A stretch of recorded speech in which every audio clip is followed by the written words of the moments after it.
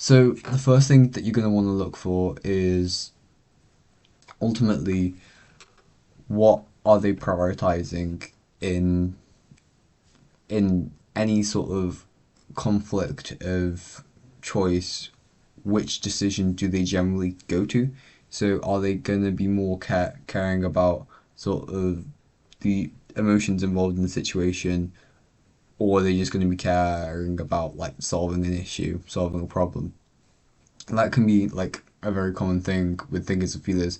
Thinkers trying to solve, just fix the issue. So um, let's say, I don't know,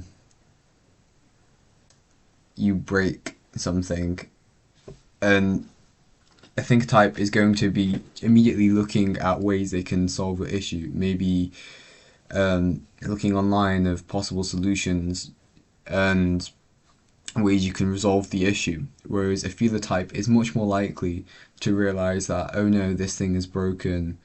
How is this person responding to that sort of emotionally? Like, are they okay? That type of thing. They're going to be much more focused on sort of the feeling side of it because they're a feeler rather than the logical aspects of actually the problem itself. This can get a bit more nuanced when you start taking the emotional side of things as a problem when you're a thinker. So you can view dealing with someone else's response to an issue as another problem in and of itself to be solved.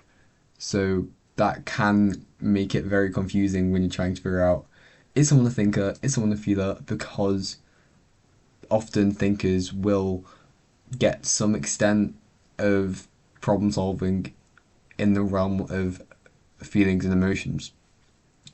Um, and equally, feelers will start to care about the problem itself potentially. So maybe they're invested, they really want the problem to be solved for whatever reason, then they might start being more invested in that side of things if that is just what sort of takes their interest.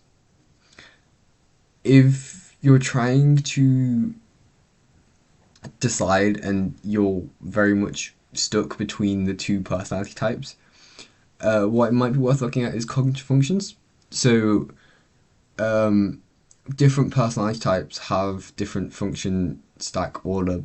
So, certain ones have feeling and thinking a lot closer to each other as a second and third function rather than first and fourth.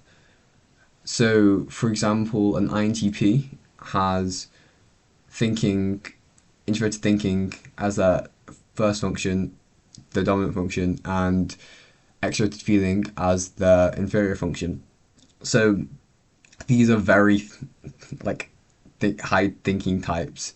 Um, you can very much see the really get thinking. They have a clear issues when they're trying to deal with feeling and connecting with others potentially. Um, so that's a very clear cut example of, yes, you probably quite obvious this is a very much a thinker type.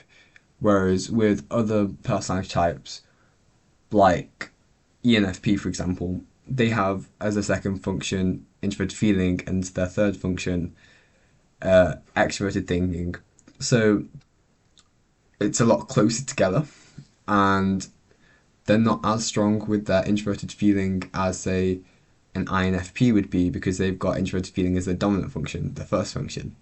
So, because with certain personality types like ENFP, the two functions are very close to each other, that can make it difficult to figure out if they're a feeler or thinker because they are ultimately going to be using both functions a decent amount of the time. So that's why sometimes you'll be realizing, oh, I'm not just a thinker, I'm not just a feeler. Sometimes I think, sometimes I feel, but ultimately it's going to be whichever one's higher up in your stack. So an ENFP is a feeler because introverted feeling comes up higher in their stack than the extroverted thinking. which is why that's the case. The ultimately, if you just look into whether you're making your decisions logically or based off your emotions more of the time, then that's probably going to give you an idea. But a lot of the confusion can be from not realizing that you're going to be using both. It's just which one you feel more comfortable with, more confident with, and use more often. Thanks for watching, and hope you enjoyed. Goodbye.